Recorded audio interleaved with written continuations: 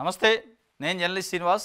ఈరోజు న్యూస్ అనాలిసిస్లో ముందుగా సాక్షి పేపర్లో వచ్చిన వార్తలు మద్దతు కూడగడతాం, బీసీ రిజర్వేషన్ల బిల్లు పార్లమెంట్లో ప్రవేశపెట్టి ఆమోదం పొందేలా పార్టీలను కోరతామని డిప్యూటీ సీఎం భట్టి చెప్తున్నాడు. అసెంబ్లీలో ఇచ్చిన మద్దతు పార్లమెంట్లో కూడా ఇస్తారన్న నమ్మకం ఉంది. బీసీ రిజర్వేషన్లు సాహిత్యకమని భావించే అన్ని పార్టీలను కలుస్తాం. రాహుల్ ఆలోచన కేంద్రం ఆమోదించాల్సిన పరిస్థితి వచ్చింది. దేశంలో ఎక్కడా ఎప్పుడు కులగణన జరిగిన తెలంగాణనే మోడల్గా ఉండబోతుంది. బీజేపీ రాష్ట్ర అధ్యక్షుడికి దళితులన్నా బీసీలన్నా చులకన భావం ఉన్నట్టుంది. లీగల్ నోటీసులకు బట్టి భయపడ్డు, నేను మాట్లాడిన దానికి కట్టుబడి ఉన్నా అని చెప్పి చెప్తున్నారు బట్టి విక్రమార్క డిప్యూటీ సీఎం గారు. బీసీలకి స్థానిక సంస్థల్లో 42% రిజర్వేషన్ ఇచ్చేదానికి కామారెడ్డి డిక్లరేషన్ ఇచ్చారు. దానిపైన అసెంబ్లీ ఏకగ్రీవ తీర్మానం చేసి కేంద్రానికి పంపింది. పార్లమెంట్లో బీసీ బిల్లు ఆమోదానికి మద్దతు కూడగడతాం అంటున్నాడు. 9th షెడ్యూల్లో బీసీ బిల్లుని పెట్టి మద్దతు కూడగడతాం. అన్ని పార్టీలు రాహుల్ గాంధీ ఆలోచన అమలు చేయాల్సిన పరిస్థితి ఇలా కేంద్రానికి కూడా వచ్చింది. కులగణనని గతంలో వ్యతిరేకించిన కులగణన పేరుతోని ఈ దేశాన్ని విభజించే పరిస్థితి, విచ్ఛిన్నం చేసే పరిస్థితి వస్తుంది కాంగ్రెస్ పార్టీ అన్న బీజేపీ కూడా ఇలా మేము కులగణన జనగణనతో పాటు చేస్తామని చెప్పాల్సిన పరిస్థితిని రాహుల్ గాంధీ తీసుకొచ్చిండు. కాబట్టి ఎట్టి పరిస్థితుల్లో దీనికి కూడా బీజేపీ అనివార్యంగా మద్దతు ఇచ్చి చట్టం చేయాల్సిన పరిస్థితి వస్తుంది. అసెంబ్లీలో ఎట్లయితే అన్ని పార్టీలు ఏకగ్రీవంగా మద్దతు ఇచ్చినా పార్లమెంట్లో కూడా ఇస్తుంది అని ఆశిస్తాను అంటుండు. మరి ఇన్ని ఆశించిన తర్వాత వాస్తవం ఆశించాలి, ఆశిస్తే మంచిదే, తప్పులేదు. ఇంత ఆశావాద దృక్పథం ఉన్న తర్వాత మళ్ళీ ఆర్డినెన్స్ ఎందుకు తెచ్చారు? ఈ ఆర్డినెన్స్ మధ్యలో ఈ ఆట ఏంది? ఆర్డినెన్స్ ఉంటూనే ఇది ప్యారలల్గా నడిపిస్తారా? అదేం ప్రకటన చేయట్లే. ఆర్డినెన్స్ వేరు, తాత్కాలిక ఉపశమనం మేము తెచ్చింది, పర్మనెంట్ సొల్యూషన్ ఢిల్లీలో ప్రయత్నం చేస్తానని ఒక మాట చెప్తారంటే చెప్పట్లే. నేనేం చేయాలో చెప్పండి అంటాడు ముఖ్యమంత్రి గారు. నేను ఆర్డినెన్స్ తెచ్చినా, బిల్లు పంపించినా, ఇది చేస్తాను అది చేస్తాను, ఇంకేం చేయాలో చెప్పండి అని బీసీల ముందే ఎజెండా అని పెడతాను. ఏం చేయాలో మీరే చెప్పండి అని. అంటే దాని అర్థమైంది, ఏం చేయాలో బీసీలో చెప్తే తప్ప తెలియదా? మీరు ఏం చేయాలో బీసీలు చెప్తేనే కామారెడ్డి డిక్లరేషన్ ఇచ్చారా? కామారెడ్డి డిక్లరేషన్ ఇచ్చినప్పుడు ఏ బీసీలు చెప్పారు ఇట్లా చేయాలి, ఇట్లా చేస్తేనే బాగుంటుందని? వాళ్ళు నిజంగానే చెప్పుంటే మేము బీసీలు ఇట్లా చెప్పారు కాబట్టి మేము ఇట్లా చేస్తాం, అసెంబ్లీలో బిల్లు పెడతాం, కేంద్రానికి పంపిస్తాం, కేంద్రం ఆమోదిస్తేనే ఓకే, లేదంటే లేదని చెప్పలేదుగా. మేము నిలబడి చేపిస్తాం అన్నారు. ఇవాళ మద్దతు కూడగడతామని ఉప ముఖ్యమంత్రి గారు చెప్తారు. ఇది బాగానే ఉంది, మద్దతు కూడగడతాం, మేము పార్లమెంట్కి పంపినాం, పార్లమెంట్లో ఒత్తిడి తెస్తాం అని చెప్పే పద్ధతి కరెక్ట్, ఇది ఒక ప్రొసీజరు. కానీ ముఖ్యమంత్రి గారు మళ్ళీ యూటర్న్ తీసుకొని ఆర్డినెన్సు గవర్నర్ పంపుతాం, లేదా పార్టీ పరంగిస్తాం, ఈ మడత మాటలు డబల్ మాటలు మాట్లాడతాను. ఈ మొత్తానికైతే మద్దతు కూడగడతాం అని అయితే వాళ్ళు కరెక్ట్గా చెప్తుండు. చూడాలి ఏమైద్దాం. రైట్, మన తెలంగాణలో ఆ 3:30 గంటలు ఏం జరిగింది? ధన్ఖడ్ రాజీనామా వెనక జవాబు లేని ప్రశ్నలను సోమవారం మధ్యాహ్నం 1 నుంచి 4 గంటల 30 నిమిషాల మధ్య జరిగిన పరిణామాలపై ముసురుకుంటున్న సందేహాలు. జస్టిస్ వర్మ ఎపిసోడే ధన్ఖడ్ పదవికి గండం తెచ్చిందా? విపక్షాల నోటీసును అనుమతించి అధికార పక్షం ఆగ్రహానికి గురైన ఉపరాష్ట్రపతి. బీఏసీ భేటీకి బీజేపీ మంత్రుల డుమా. బీహార్ ఎన్నికల నేపథ్యంలో రాజ్యసభ డిప్యూటీ చైర్మన్ హరివంశ్కు ఉపరాష్ట్రపతి పదవి ఇవ్వడానికి తప్పించారా? ఈ ఏదైనా ఉండొచ్చు. ఆ 3:30 గంటలు ఏం జరిగింది అనేది చెప్పాల్సింది ఆయనే చెప్పాలి, ధన్ఖడ్ చెప్పాలి. ఎందుకంటే ఆ 3:30 గంటల కంటే ముందు విపక్షాలు జస్టిస్ వర్మ పైన ఇచ్చిన అభిశంసన తీర్మానాన్ని, ఆ నోటీసుని స్వీకరించిండు. ఆ స్వీకరించిన దాని ఆగ్రహం వ్యక్తం చేసి ఆ 3:30 గంటల్లోనే పిలిచి రాజీనామాన చేయించి ఉండాలి. లేదంటే బీహార్లో ఎన్నికలు ఉన్నాయి కాబట్టి ఇప్పుడు ఆ జేడీయూ సంబంధించిన రాజ్యసభ సభ్యుడే రాజ్యసభకు డిప్యూటీ చైర్మన్గా ఉండు, ఆయన్నే ఉపరాష్ట్రపతి చేసి ఆయనకి ఆ చైర్మన్ గిరి ఇస్తే అక్కడ ఓట్లు, ఆ కులం, సామాజిక వర్గాలు దాని పరంగా కూడా ఉండొచ్చు. ఈ రెండు ఉన్నాయి కారణాలు. ఒకవేళ నిజంగానే ఆ 3:30 గంటల్లో ఏదో జరిగి విపక్షాలు నోటీస్ ఇస్తే ఆ నోటీసుని మాకు తెలియకుండా తీసుకుండా అని వాళ్ళు నిజంగానే అనుకోనుండి ఏది ఎన్డీఏ కూటమి బలవంతంగా రాజీనామా చేస్తే ఇక ఇంతకంటే దురదృష్టకరమైన సంఘటన మన భారత ప్రజాస్వామ్య వ్యవస్థలో ఉండదు, భారత రాజ్యాంగ వ్యవస్థలో ఉండదు. దేశ అత్యున్నతమైన పదవి రెండవది రాష్ట్రపతి, తర్వాత ఉపరాష్ట్రపతి. అట్లాంటి వ్యక్తిని కూడా ఇలా రాజకీయ నాయకులు చెప్పు చేతల్లో పెట్టుకొని, అంటే వాళ్ళకి జీ హుజూర్ అంటే తప్ప పదవిలో ఉంచం, మేము పీకేస్తాం తీసేస్తాం అనే పరిస్థితి వచ్చిందంటే మరి రాజకీయాలు ఎటువైపు పోతున్నాయని మనం అర్థం చేసుకోవాలి. ఎందుకంటే తప్పనిసరిగా బలవంతంగా చేశారని అనుమానపడాల్సిన అవసరం ఎందుకు వస్తుందంటే, ఆయన నోటీస్ తీసుకున్న 3:30 గంటల లోపే ఆ టైంలోనే బీఏసీ మీటింగ్ పెట్టిండు. బీఏసీ మీటింగ్‌కి ప్రభుత్వం నుంచి రాలే. బీఏసీ మీటింగ్ అంటే ప్రభుత్వం నుంచి తప్పనిసరిగా ఉంటారు. ఇంకా ప్రతిపక్షాలు బైకాట్ చేస్తే చేయొచ్చు, కానీ ప్రభుత్వం నుంచి ఉండాలి, ఉంటారు. కానీ ప్రభుత్వం నుంచి బైకాట్ చేశారు. అంటే ప్రభుత్వం నుంచి రావాల్సిన మంత్రులు రాలే, జేపీ నడ్డా వీళ్ళు. అంటే దీన్ని బట్టి అర్థమవుతుంది, అంటే ఉపరాష్ట్రపతిని బైకాట్ చేశారు అనేది దాన్ని బట్టి అర్థమైంది. ఉపరాష్ట్రపతిని బీఏసీ మీటింగ్కి డుమా కొట్టడం వెనక అదే ఉంది. దానివల్ల అంటే బలవంతంగా రాజీనామా చేయించినట్టే ఉంది. ఈ బలవంతంగా ఇక్కడ రాజీనామా చేసి దీన్ని ఇంకొక రకంగా రాజకీయంగా వాడుకోవడానికి అవసరమైతే బీహార్లోనో తమిళనాడులోనో ఎన్నికలు ఉన్నాయి కాబట్టి అక్కడ ఒక బలమైన సామాజిక వర్గానికి సంబంధించిన నాయకుడికి ఇచ్చే అవకాశం ఉంది. ఇప్పుడు దాంట్లో అయితే బీహార్ నుంచి హరివంశ్ సింగ్ ఉన్నాడు, జేడీయూ ఆయన అలయన్స్ పార్టీ, ఆయనకి ఇస్తారు అనేది ఒక చర్చ. మొత్తానికి ఏదైనా ఒక కళంకం అయితే తెచ్చారు, బెదిరించి బలవంతంగా రాజీనామా చేయించారనేది.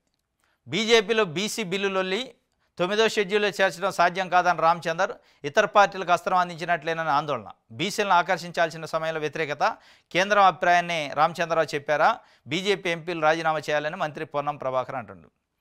బీజేపీ రాష్ట్ర అధ్యక్షుడిగా రామచంద్రరావు ఎన్నికయ్యాక ఒక వివాదాస్పదమైన వ్యాఖ్య చేసిండు. బీసీలకు రిజర్వేషన్ ఇస్తారని మీరు ఎట్లయితే చెప్పారో అటు అమలు చేయండి అన్నాడు సింపుల్గా. ఆయన ఎట్ట చెప్పినా మీరు అమలు చేయడానికి మద్దతు ఇచ్చిన అయ్యపోయినా చేయాల్సింది బీసీల కోసం. రేవంత్ రెడ్డి ఇంట్లోకి చేయట్లేదు, కాబట్టి అన్ని పార్టీలు సహకరించాలి. మీరు నిజంగానే బీజేపీ ఒక రాష్ట్ర అధ్యక్షుడిగా ఉండి మీరు ఎట్లయితే హామీ ఇచ్చారో అట్టు అమలు చేయండి అన్నప్పుడు మీ బీజేపీ పార్టీలోని ఎమ్మెల్యేలు శాసనసభలో అదే మాట చెప్పాల్సింది కదా.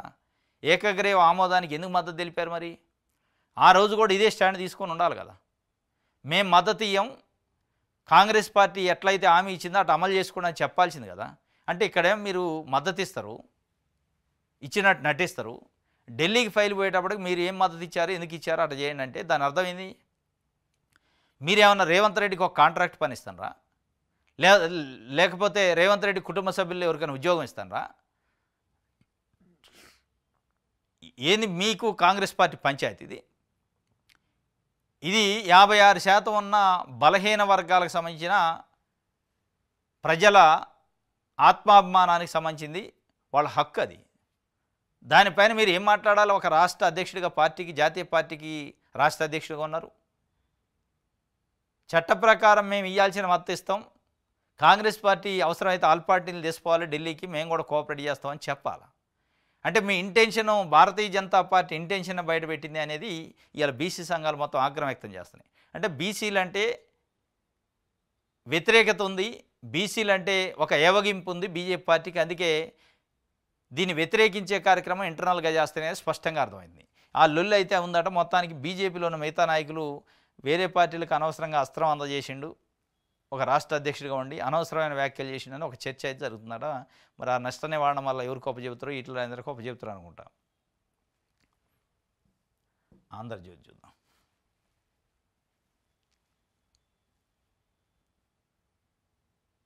రాష్ట్ర ప్రభుత్వానికి అధికారం ఉందా? ఆర్డినెన్స్ న్యాయపరంగా నిలుస్తుందా? బీసీ రిజర్వేషన్ల ఆర్డినెన్స్పై గవర్నర్ ప్రశ్నలు. అడ్వకేట్ జనరల్తో జిష్ణుదేవ్ వర్మ సమావేశం. రాష్ట్ర ప్రభుత్వం పరిధిలోని చట్టానికే సవరణ, ఇది చట్టపరంగా ఉన్న హక్కేనన్న ఏజీ. మరింత మంది నిపుణులతో ఆర్డినెన్స్పై చర్చిస్తున్న గవర్నర్, త్వరలోనే నిర్ణయం. రాష్ట్ర ప్రభుత్వానికి అధికారం ఉందా అని అడిగిండట గవర్నరు. ఆర్డినెన్స్ పైన అధికారం ఉందా అంటే లీగల్గా పోయినప్పుడు అధికారం ఉండొచ్చు, ఆర్డినెన్స్ని అమలు చేయించుకోవచ్చు. ఒకవేళ పంచాయతీరాజ్ చట్టం 2018లో ఒక క్లాజునో ఒక సెక్షన్నో సవరణ చేసి రిజర్వేషన్ ఇవ్వచ్చేమో, కానీ అది కోర్టులో నిలవాలిగా. కోర్టులో చట్టం సవరణ చేస్తే తప్పుపడదు కోర్టు, కానీ మీరు చేసే చట్ట సవరణ సుప్రీంకోర్టు జడ్జిమెంట్లకి అనుగుణంగా ఉండాలి కదా, సీలింగ్కి దాటొద్దు కదా అనేది చూస్తుంది. అది ఆ సీలింగ్ దాటేదానికి ఉంటుందా లేదా అని మల్లగొల్లాలు పడుతుంటే గవర్నర్ గారు న్యాయ నిపుణులు పిలిచి మాట్లాడుతుండట. ఏజీని పిలిస్తే ఏజీ అయితే ఉంది, అది రాష్ట్ర ప్రభుత్వం పరిధిలో అంశమే కాబట్టి ఏం కాదని చెప్పిండట. ఆయనకి వేరే వాళ్ళని కూడా తెలుసుకొని ఇస్తారట. రైట్. ఆంధ్రప్రదేశ్ మహాలక్ష్మికి మెరుగులు. స్థానిక ఎన్నికలకు ముందే హామీల అమలు కసరత్తు. మహిళలకు ఆర్థిక భరోసాకు త్వరలో మహాలక్ష్మి పథకం. సెర్పు మెప్మా నుంచి మహిళల వివరాల సేకరణ. ఇందిరమ్మిళ్లకు సాయం, వడ్డీ లేని రుణాలు, మరిన్ని వడ్డీ లేని రుణాలు ఇస్తారట. ఫసల్ బీమాపై విధి విధానాలు ముందుకు. అంటే పంచాయత్ ఎంపీటీసీ జడ్పీటీసీ ఎన్నికలకు ముందే మహాలక్ష్మిలో ఇంకొకటి ఉంది కదా, 2500 ప్రతి మహిళకి, 59 సంవత్సరాల లోపు మహిళకి, 18 సంవత్సరాల నుండి 59 సంవత్సరాల లోపు ఉన్న మహిళలకి ఇస్తానని హామీ ఇచ్చారు. దాదాపు 2 ఇయర్స్గా వస్తుంది. హామీ అమలు చేయాల. కొన్ని కోట్ల మంది మహిళలు ఎదురు చూస్తున్నారు ఎప్పుడు ఇస్తారా అని. ఇక దానికి ఇప్పుడు స్థానిక ఎన్నికలు వస్తున్నాయి కాబట్టి ఓట్లు ఎంచుకోవడం కోసం ఆయన ఇవ్వాలి కాబట్టి ఇచ్చే పరిస్థితి ఉందట. దానిపైన సెర్ప్ నుంచి మెప్మా నుంచి డీటెయిల్స్ తెప్పించుకుంటున్నారట. ఎంతమంది ఉంటారు, వాళ్ళ అర్హులు ఎంతమంది, వాళ్ళకి ఏ విధంగా ఇవ్వాలనే దానిపైన మహాలక్ష్మికి మెరుగులు దిద్దుతుండట. స్థానిక ఎన్నికల ముందే హామీని అమలు చేసే పరిస్థితి ఉంటుంది అని. మరి చేస్తారా, నిజంగా అన్ని డబ్బులు ఉన్నాయా? ఇప్పటికే అది ఒక ఏదైనా కార్యక్రమం ముందుకు పెడితే ముందుకు పోయే పరిస్థితి లేదు.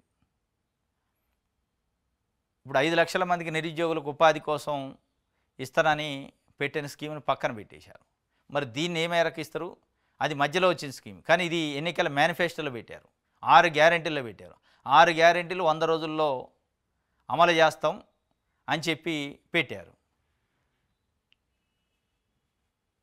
ఈ 6 గ్యారెంటీలు 100 రోజులు పోయింది, 200 రోజులు పోయింది, 365 రోజులు పోయింది, 400 రోజులు కూడా పోయింది.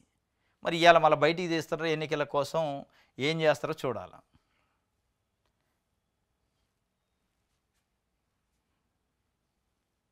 రాడార్లో మేడమంట, కాంగ్రెస్ దూత ఫోన్కు తప్పని సర్కార్ ట్యాపింగు, 6 మంత్రులు 25 మంది ఎమ్మెల్యేలు ఫోన్లకు దొంగ చెవులు, అధిష్టానం పెద్దలతో ఏం మాట్లాడుతున్నారో వినేందుకు నిఘా, సన్నిహితులు కుటుంబీకుల ఫోన్ కాల్స్ ఎత్తడానికి నేతలు జంకు, సిగ్నల్ యాప్ ఫేస్ టైంలోనే మాట్లాడుకుంటున్న ముఖ్యులు. ఇది రాడార్లో మేడము. ఆ మేడం ఎవరంటే కాంగ్రెస్ దూత ఫోన్కు తప్పని సర్కార్. కాంగ్రెస్ పార్టీ అధిష్టానానికి ఇక్కడ ఒక దూత ఉంటారు, ఇప్పుడు ఇన్ఛార్జ్ అంటారు వాళ్ళని. ఆ దూత మేడం ఫోన్ కూడా ట్యాప్ అవుతుందట, రాష్ట్ర ప్రభుత్వం చేస్తుంది. ఆ దూతతో పాటు ఆ దూతకి ఎవరన్నా కాంగ్రెస్ పార్టీలో ఉన్న నాయకులు కంప్లైంట్ చేస్తారా, ఆమె ఎవరెవరితోని ఫీడ్బ్యాక్ తీసుకుంటుంది అనే విషయాల్ని నిఘా పెట్టారట. ఆమెతో పాటు 6 మంత్రులు 25 మంది ఎమ్మెల్యేలు కొంతమంది అధికారుల ఫోన్లు కూడా వింటున్నారు. ఇని వాళ్ళపై నిఘా పెడతారట. ఇదే ఫోన్ ట్యాపింగ్ పైన ఇప్పుడు సిట్ ఇన్వెస్టిగేషన్ చేస్తుంది. కేసీఆర్ ఫోన్ ట్యాపింగ్ చేయించిండు, పెద్ద తప్పు చేసిండు అని చెప్పి మనం అదే చేస్తుంటే అనేది అంటే నమస్తే తెలంగాణ చెప్తుంది. మరి ఇది ఎంతవరకు నిజం? ఫోన్ ట్యాప్ చేస్తున్నారు 6 మంత్రులదట, ఒక 25 మంది ఎమ్మెల్యేలు, దూత అంటే ఇన్ఛార్జ్ ఫోన్లు కూడా ట్యాప్ చేస్తున్నారని వాళ్ళు చెప్తున్నారు. ఇది ఎంతవరకు నిజం చూడాలి. మరి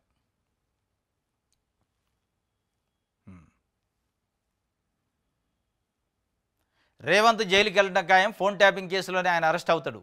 రాహుల్ ఫోన్ను మానిటర్ చేస్తున్నట్టు అనుమానం, కాంగ్రెస్ బీజేపీ కలిసే ఫోన్ ట్యాపింగ్ చేస్తున్నాయి, ఇరు పార్టీలు ట్యాపింగ్ ఉదంతంపై విచారణ జరపాలి, సిట్పై మాకు నమ్మకం లేదు, సిబిఐకి అప్పగించాలి, రాజ్యాంగ వ్యవస్థలన్నీ ధ్వంసం చేస్తున్న ముఖ్యమంత్రి, రేవంత్ అక్రమ ఆదేశాలు పాటించే పోలీసులు జైలుకే, పోలీస్ శాఖ నిర్వీర్యంపై నా రక్తం మరిగిపోతుంది, యూనిఫామ్లో ఉంటే మైనంపల్లిని జైల్లో వేసినటువంటి మీడియా సమావేశంలో ఆర్ఎస్ ప్రవీణ్ కుమార్ ఫైరు, రేవంత్ జైలుకి వెళ్ళడం కాయడంట ఫోన్ ట్యాపింగ్ కేసులోనే ఆయన అరెస్ట్ అవుతారని. ఆయన ఫోన్ ట్యాపింగ్ కేసులో అరెస్ట్ అవుతులేగా మీరు ఫోన్ ట్యాపింగ్ జరుగుతుందని బీఎస్పీ పార్టీ రాష్ట్ర అధ్యక్షుడిగా ఉండి కేసీఆర్ ప్రభుత్వం నా ఫోన్ ట్యాప్ చేస్తానని కంప్లైంట్ ఇచ్చారు. దానిపైన సిట్టు పిలిచింది మిమ్మల్ని. మీరు ఏం చెప్తారు? కేసీఆర్ ప్రభుత్వం మీ ఫోన్ ట్యాప్ చేసిందని చెప్తారా, ఫోన్ ట్యాప్ చేయలేదని చెప్తారా? అది చెప్పండి ఫస్ట్. ఈయన రేవంత్ రెడ్డి గారు ఫోన్ ట్యాప్ చేస్తే ఆయన జైలుకి పోతారు, డౌట్ లేదు. మరి కేసీఆర్ కూడా ఫోన్ ట్యాప్ చేసిండనే కదా మీరు చెప్పింది. మరి ఆయన కూడా పోవాలి కదా. అంటే కేసీఆర్ రేవంత్ కలిసి పంపిస్తారా? ఆయన ఇద్దరిని కలిసి జైలుకి పంపిస్తారా? రక్తం మరిగిపోతుందట ఆర్ఎస్ ప్రవీణ్ కుమార్ గారికి. యూనిఫామ్లో ఉంటే మైనంపల్లి హనుమంతరావు తీసుకెళ్ళి జైల్లో పెట్టేటోడు అంట అని చెప్తున్నాడు.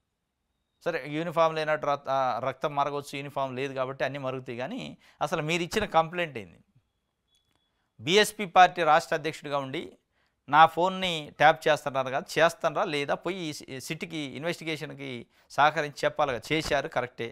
ఇగో నా ఫోన్లు ఈ టైంలో చేసినట్టు అనుమానం ఉంది, ఈ నెంబర్లుకి నేను మాట్లాడేటప్పుడు ఫోన్ ట్యాప్ చేశారు అని చెప్పే ప్రయత్నం ఎందుకు చేయట్లే మీరు?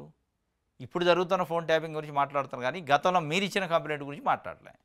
మొత్తానికైతే ఇది ఆయన చెప్తుండు, రేవంత్ రెడ్డిని అరెస్ట్ చేస్తారట, అరెస్ట్ చేసి జైలుకి పంపుతారట ఫోన్ ట్యాపింగ్లో. ఇది నమస్తే తెలంగాణ గురించి. ఎస్, ఇది ఈరోజు న్యూస్ అనాలిసిస్. రేపు తాజా వార్తలతో తిరిగి కలుసుకున్నాను. Thank you.